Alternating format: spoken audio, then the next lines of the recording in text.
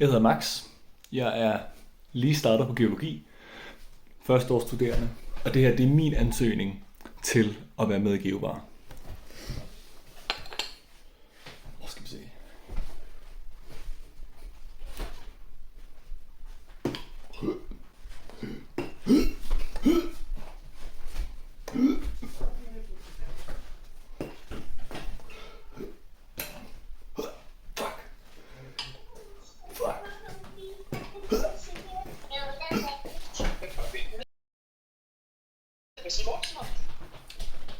Mange havde forstyrrelser. Jeg fik den til sidst.